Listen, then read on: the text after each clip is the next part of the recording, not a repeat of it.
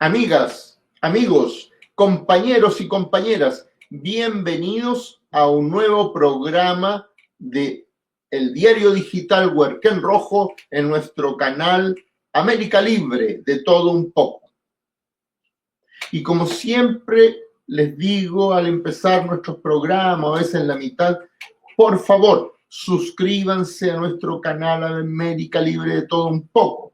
Nos ayudan mucho haciéndolo, es gratis y es un respaldo para nosotros, y además realmente necesitamos llegar a nuestros primeros 1000 suscriptores para recibir la opción de usar todas las herramientas de los canales YouTube que entrega YouTube para los canales YouTube.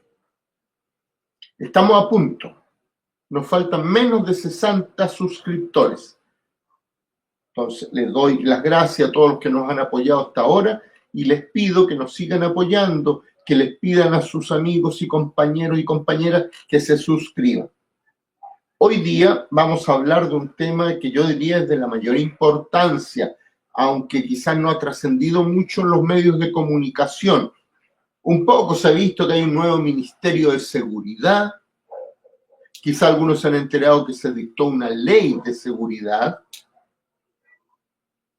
Y tenemos con nosotros al doctor en historia, académico, politólogo, Juan Carlos Gómez Leyton, para hablar de este tema. ¿En qué consiste y por qué el gobierno ha apoyado una ley especial de seguridad? Yo diría que desde la que dictó Pinochet durante la dictadura, la Ley de Seguridad Interior del Estado, esta es la más importante que se ha dictado hasta ahora. Basta que 3 personas estén reunidas hablando de temas de interés nacional, denunciando las políticas, la represión, para que puedan ser considerados un grupo subversivo y les pueda caer toda esta ley, la nueva ley de seguridad. Pero vamos a hablar con Juan Carlos Gómez Leyton sobre eso. De momento los dejo, espero nuestra tradicional cortina musical y volvemos con Juan Carlos Gómez Leyton.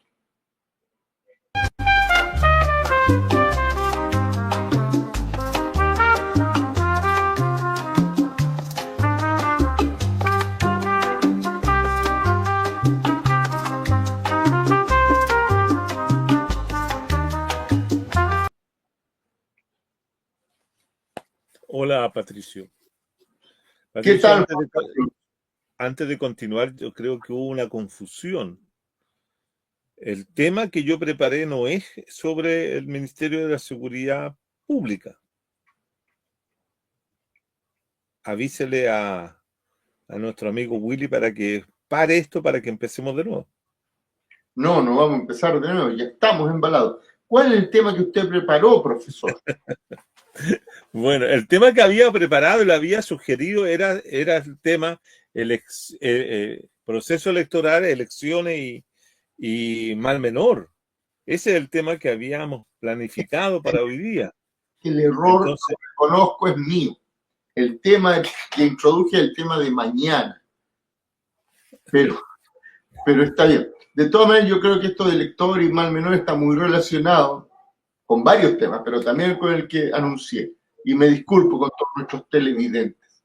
Sí, es que el tema de la seguridad es un tema que está presente en todo el proceso electoral, porque todos los candidatos que hoy día están apareciendo en este mes de abril, que va a ser un mes muy movido en eso, van a referirse al tema de la seguridad. Yo tengo mi opinión también, pero sería muy improvisado y sacado casi debajo de la boina poder decirlo hoy día. Pero yo quería tocar otro tema, o el tema que se tenía preparado para hoy día era el tema del proceso electoral, las elecciones y el mal menor.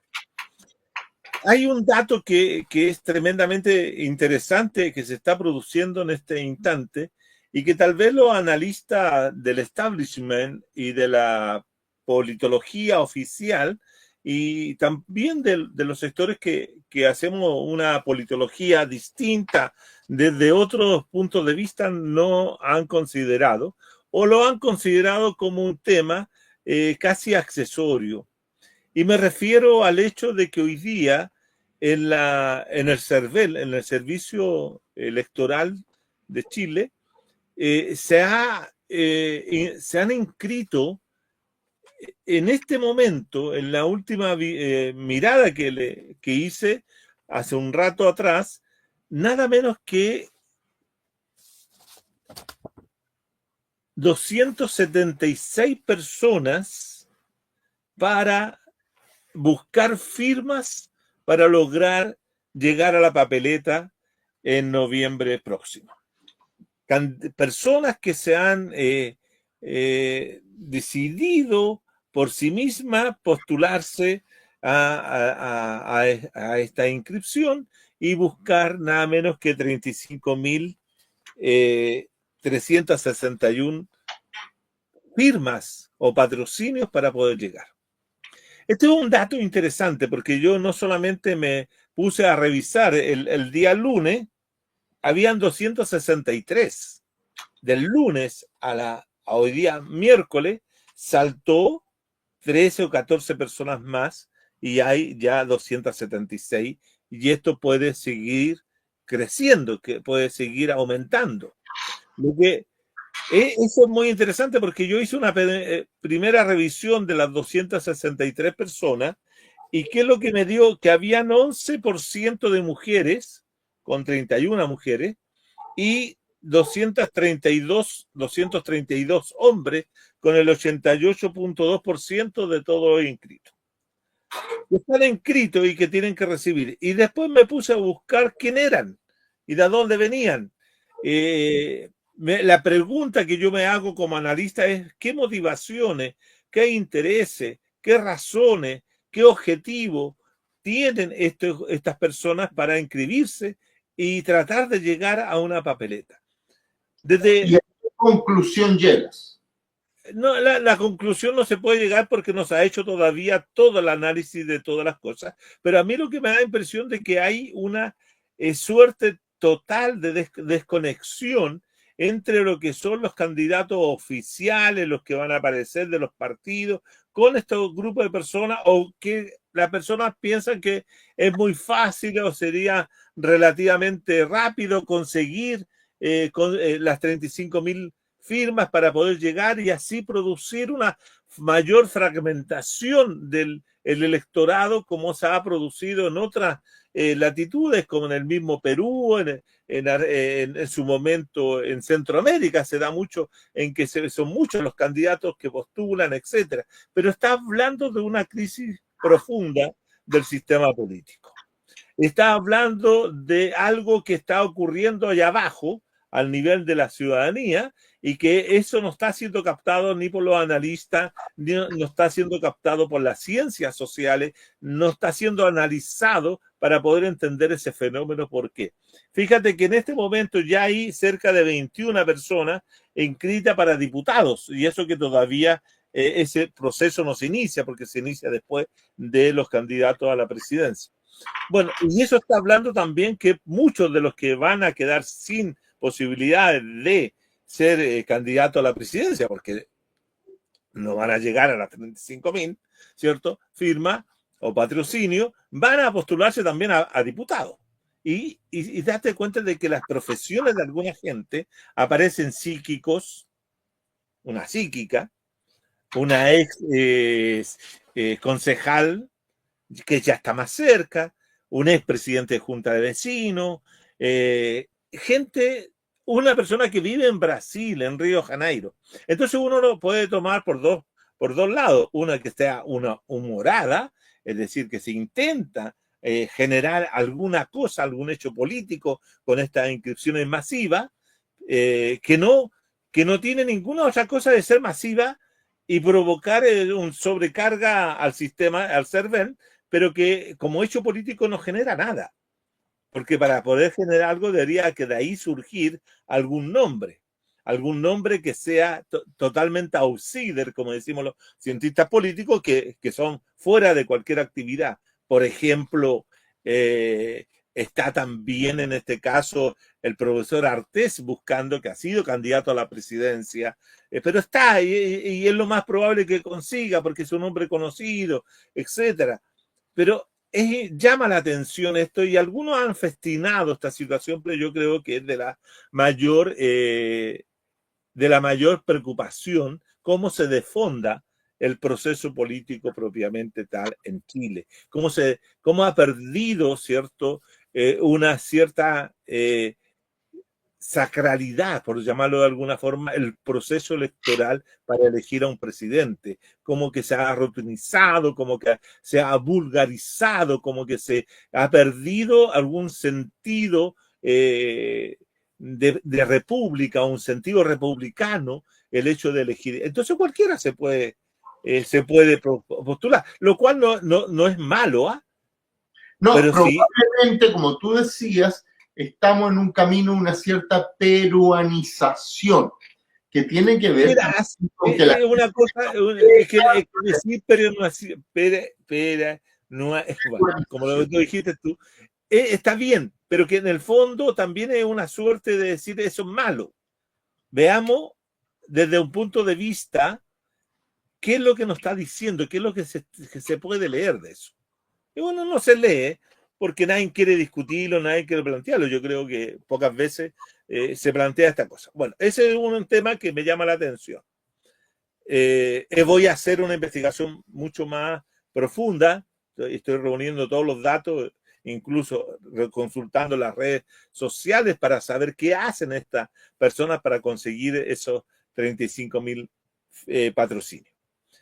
Pero dicho esto, también tenemos que decir que la carrera oficialista presidencial se inicia justamente en marzo con la renuncia de la ministra del Interior, Carolina Toá, en la cual, cierto, genera una presión sobre el sector del oficialismo, porque tienen que pronunciarse quiénes van a ser los que van a competir con Carolina Toá.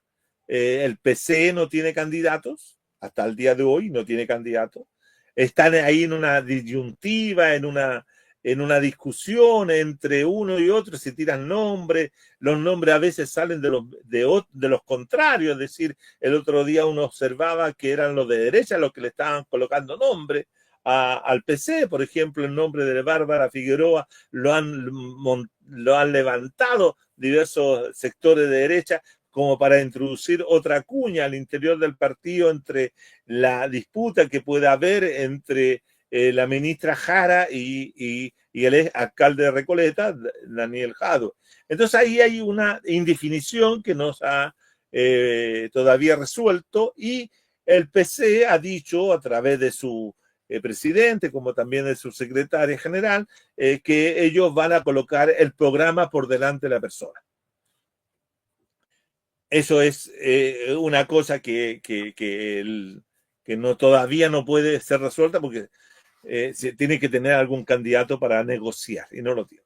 El otro que está sin candidato, aunque hoy día toda la información decía que aparecía, ¿cierto?, el diputado Winter, ¿cierto?, para ser candidato, el del Frente Amplio, porque Bodanovich ya dijo que no. Entonces, bueno, y queda el Partido Socialista, que hoy día también ha dicho que si no tiene, va a ir Bodanovich, la Pamela Bodanovich, la presidenta del partido.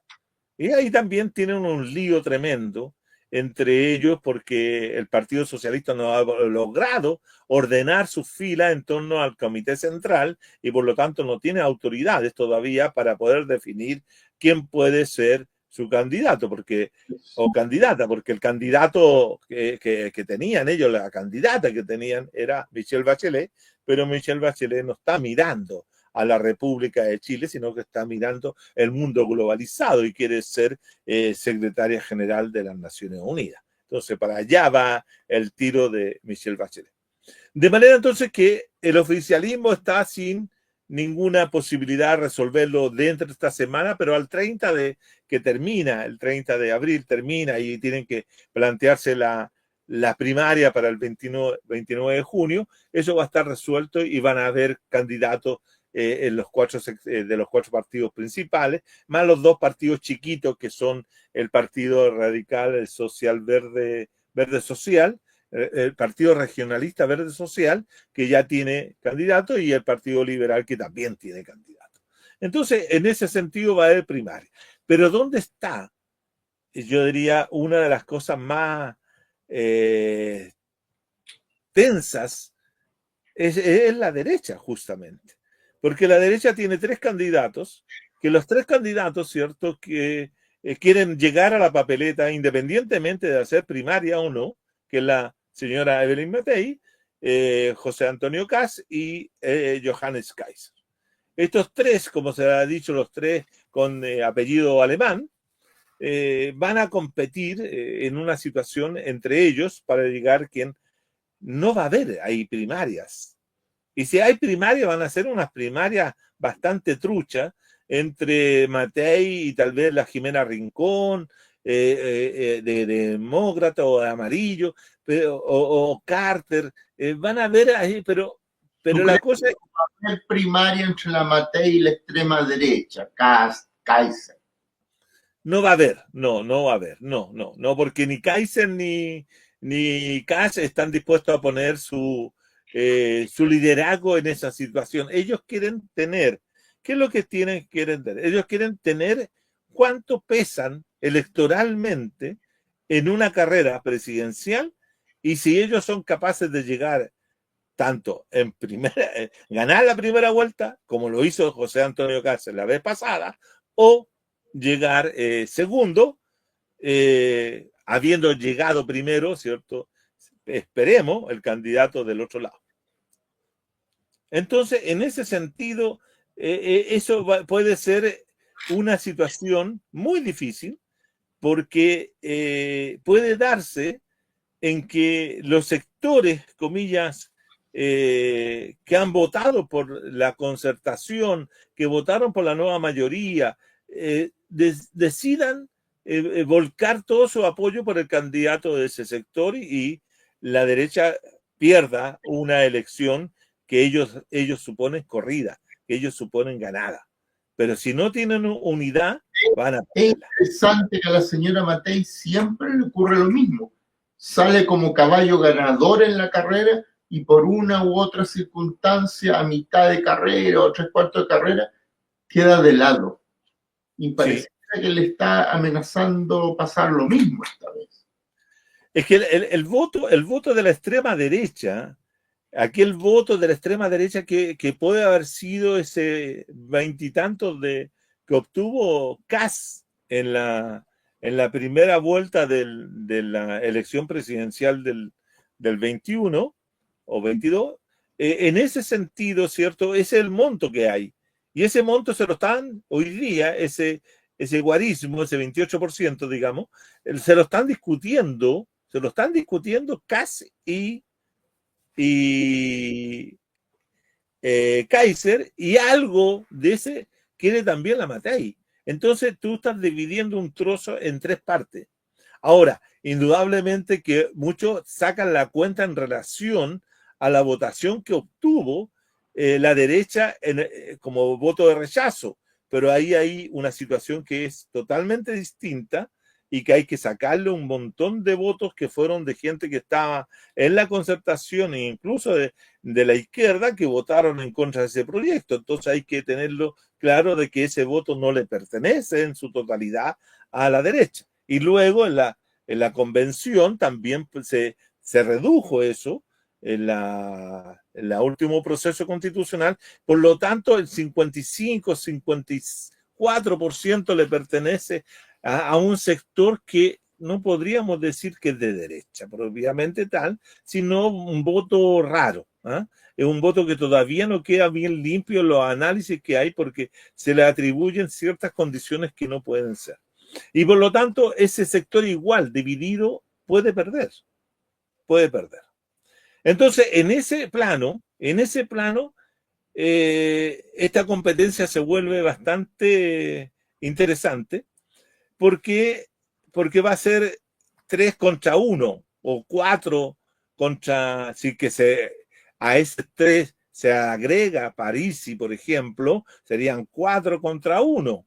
O surge una candidatura que por ahí han dando vuelta, que es del Partido Popular, que se está fundando, se está constituyendo, o está levantando, ¿cierto? El ex alcalde Sharp de Valparaíso, Cuevas, ¿cierto? Y como también Ominami, que podría aparecer un segundo candidato de ese sector, del sector de la centro izquierda neoliberal, ¿cierto? Más estos sectores que se dicen a sí mismos antineoliberales, pero nosotros sabemos que no lo son del todo. Entonces, podrían haber 4 contra 2, podrían haber 7 máximo candidatos a la presidencia, si es que se incorpora el profesor Artés, serían 7. Entonces, el tema es qué hacer para los votantes que no votamos en elecciones presidenciales ni en este tipo de actividades. Entonces, aquí viene algo. Falta una parte, el mal menor. ¿Qué hacer con el mal menor? Ahí voy. Entonces, aquí se ha levantado justamente, iba a eso, digamos que el escenario electoral se compone por 4 o 3 de la derecha, 2 o 3 de sectores antiderecha, por llamarlo así. Pero el tema central es que muchos hablan de que se constituye un mal menor. Entonces yo me puse a pensar, Patricio, y esto quiero aclararlo para todos los auditores y compañeros que nos escuchan, de que aquí se plantea el mal menor. Y yo quiero asegurar tajantemente, y reto a cualquiera que me lo contradiga, que en Chile, durante estos últimos 32 o 34 años de democracia protegida, solamente en una oportunidad se ha presentado aquello que se denomina mal menor. Una sola vez. Y es relativo también. Y el mal menor es una concepción que se asumió en este país y lo asumió la derecha. La derecha fue la que usó el concepto de mal menor en las elecciones de 1964, cuando bajó a su candidato Durán en esas elecciones para votar por lo que ellos consideraban el mal menor, que era la candidatura de Eduardo Frei Montalva. En contra del marxista extremista Salvador Allende. Y eso lo hicieron en contra Salvador Allende y el FRAP en esa oportunidad. Así es. Y luego, después de esa situación, que podríamos explicar históricamente por qué se produjo, pero sería muy largo, no se presentó nunca más el mal menor. Porque las elecciones de 1970, las 3 fuerzas políticas principales, la derecha, el centro y la izquierda, fueron candidatas propios y todos llegaron hasta el final. Y se dio la distribución en que ganó Allende, segundo Alessandri y tercero Tomic, y que tuvo que ser resuelta esa situación en el Congreso Nacional, en la cual, cierto, se votó a favor de la primera mayoría, respetando una tradición, por decirlo, republicana, que se había producido del 32, 38 en adelante, que siempre se elegía la primera mayoría, con ciertas consideraciones, etc. Luego, ¿cierto?, cuando se recupera la famosa democracia, una democracia protegida, con todos los bemoles que ya sabemos, que no la vamos a discutir, no hay nunca mal menor. En ningún momento. En ningún momento hay una candidatura que se baje y digan, ¿sabe qué? Nosotros vamos a votar por este otro porque no queremos que gane este. Lo que sucede es que frente a esa situación de conseguir mayorías, se creó la segunda vuelta, Y la segunda vuelta, los balotajes, no son situaciones de mal menor. Por lo tanto, en Chile no ha habido mal menor. ¿Por qué? Porque, por ejemplo, cuando se presenta la primera balotaje es la que se produce entre Lagos-Lavín.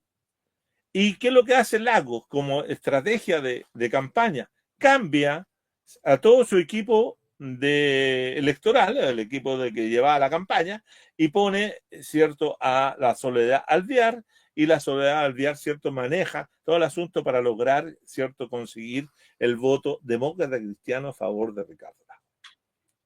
Pero en ese momento la democracia cristiana no llevaba a nadie. Por lo tanto, no fue mal menor. Y después de... Hay otra lectura, Juan Carlos, por ejemplo. Pero déjame terminar y yo te doy la hora. Y después hasta el gobierno, cuando se define con Piñera Guillé, tampoco. Cuando se define Bachelet Piñera o Bachelet Matei, que era, tampoco hubo. ¿Ah? Y la de... En aquella que participó Piñera Guillé, recuerda tú de que los jóvenes del Frente Amplio, que habían sacado la tercera mayoría con la Beatriz Sánchez, plantearon tímidamente, así como, por favor, si los que quieren votar, voten por... No, lo hicieron y ganó. Ahí no hubo mal menor. Ganó. Y después ahora en la última, en la que se presenta Boric, ahí hay un recurso a una apelación al voto popular para que se evite el triunfo de Kast. Para que se evite el triunfo de Kast. Yeah. Entonces, en ese sentido, cuando lo que uno tiene que tener presente, con esto termino y te doy, lo que tiene que tener presente la gente para entender el mal menor es que el que es considerado mal menor,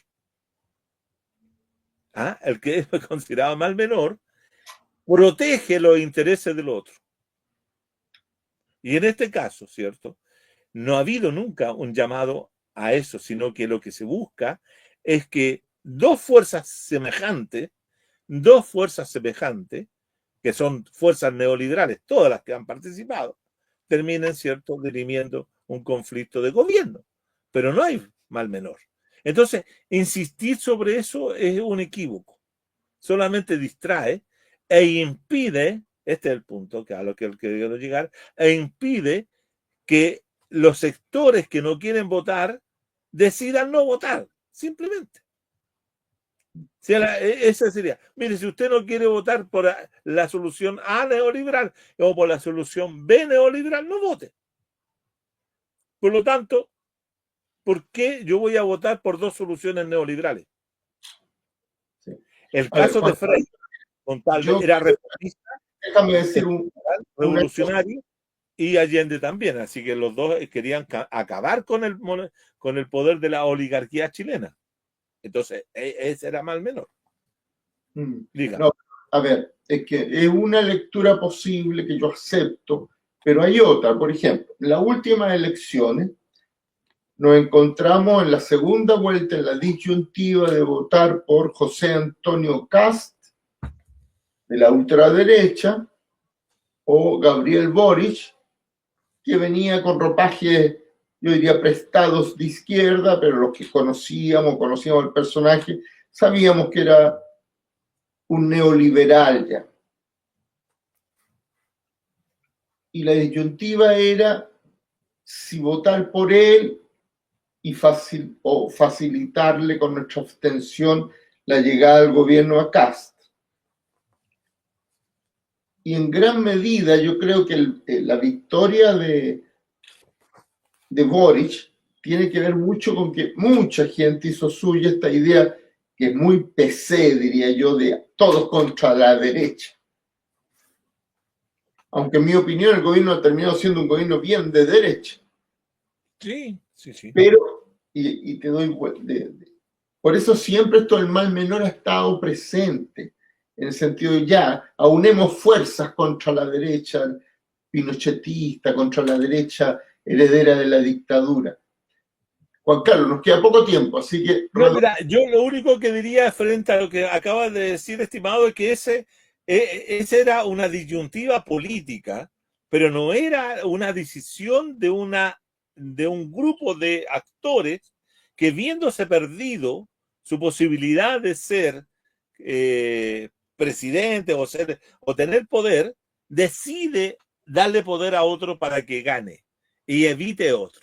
Acá se tomó una decisión bajo la idea de que había un gobierno que casi era hacer peor. Es lo mismo que si mañana ganara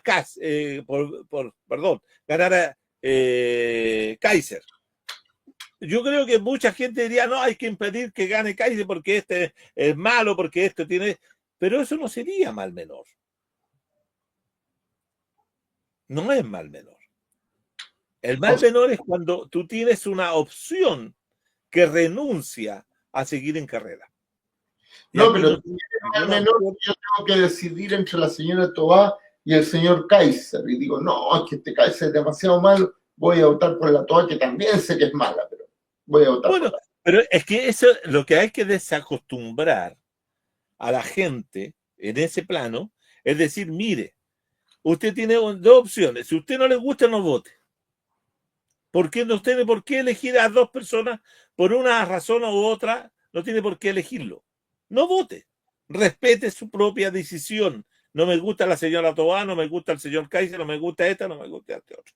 Pero yo no voy a votar. Esa es la razón para eliminar ese chantaje político que es permanente de parte de ciertos medios de comunicación y incluso de ciertos analistas de decir que es preferible votar a este para que esto. Si el voto de uno de los ciudadanos no tenga peso, fíjate que una de las condiciones que no puso Frei no puso ninguna condición en el año 64 e incluso dijo algo. Digo, yo ni por 1 millón de votos voy a cambiar mi programa. Sí. Y no lo cambió. La consecuencia de Fray Montalva en determinadas acciones, en determinadas áreas que abrió cambios profundos en esta sociedad fue total y fue contra la derecha. Y eso que a pesar de que la derecha había votado porque consideraba que era distinto, ¿cierto?, a Allende. Ahora, el otro tema que te anula la idea del mal menor, su existencia, es el hecho de que la elección la segunda vuelta se hace para elegir gobierno y se hace sabiendo cuál es la composición interna que tiene el Parlamento. Cuando Frei ganó, no tenía un Parlamento electo. Por esa razón, en el año 65, su eslogan de campaña fue: tengamos, ¿cierto?, un parlamento para Frei. Y eso le permitió a Frei, ¿cierto?, tener, ¿cierto?, un gran apoyo mayoritario en la Cámara de Diputados, no así en el Senado, pero con eso le permitió gobernar fácilmente. Sí, porque había mucha gente que decía, ya voy a votar por el partido del presidente para que él pueda gobernar. Ya, pero acá tú no tienes esa posibilidad porque la elección, entonces tú vas a una elección a ciegas.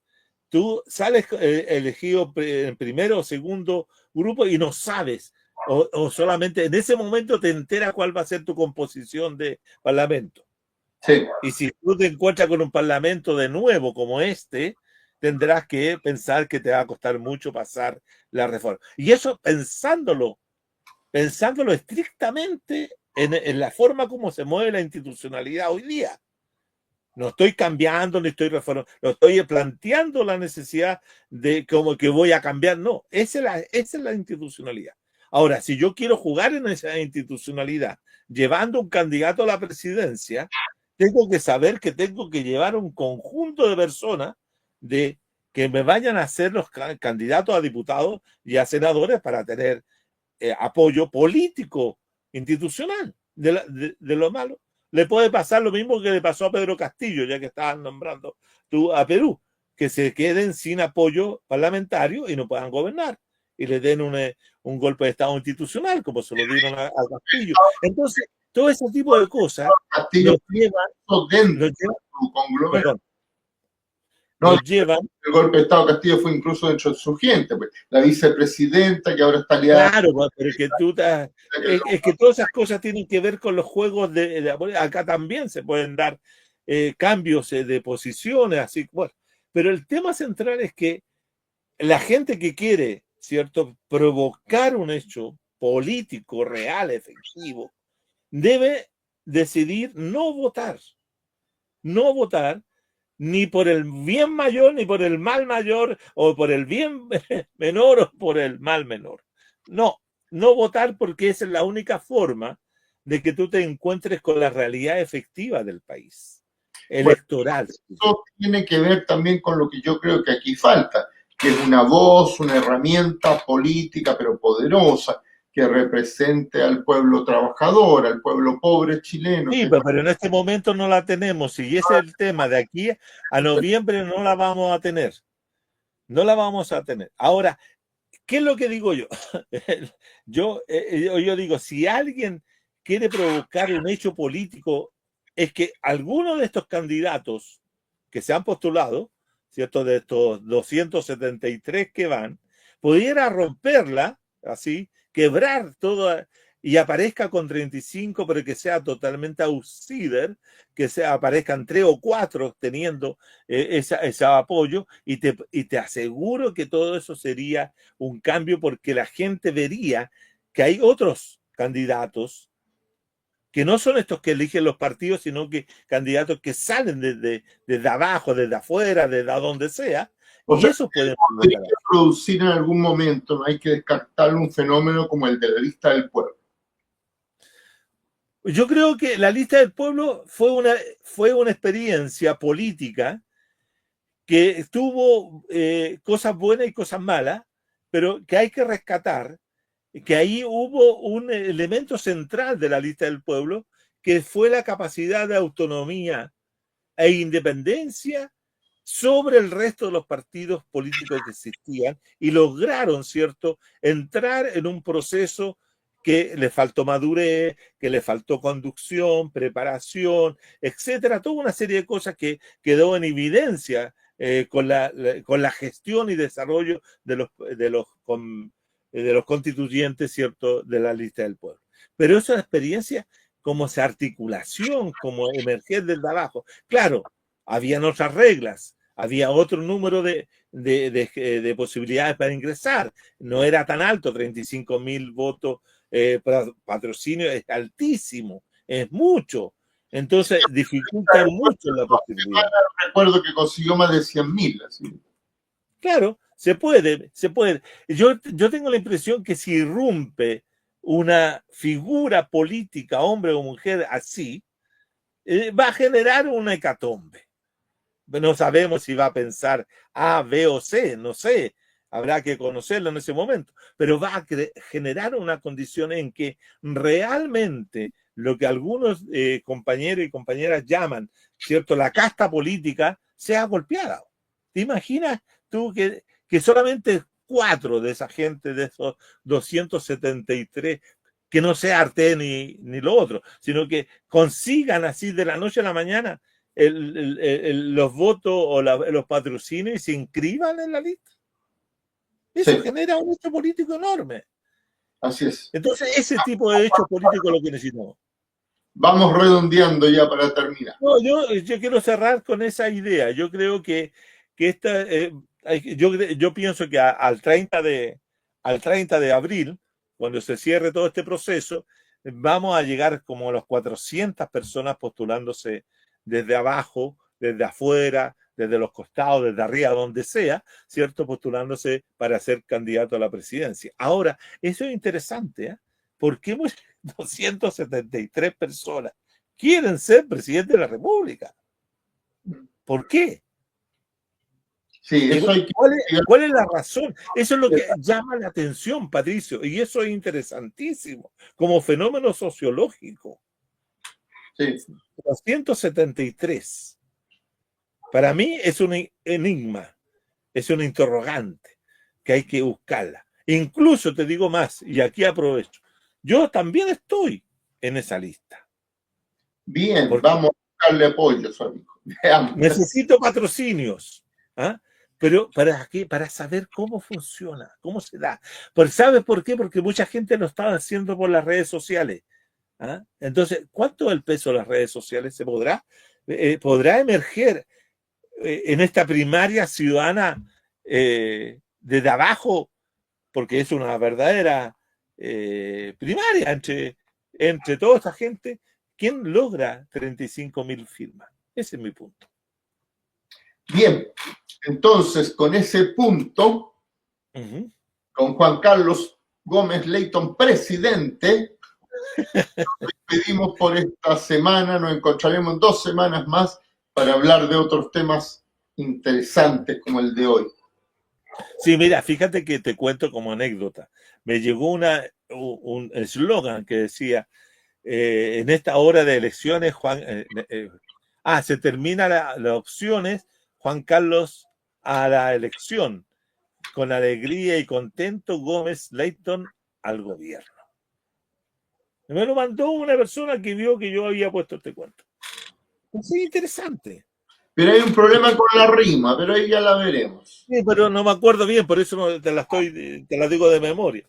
No estoy parafraseando, pero por ahí sale. Pero quiero decir que enganchan determinada gente. Eso sí. Y en realidad, si uno piensa, 35.000 parece mucho, pero es poco, ¿eh?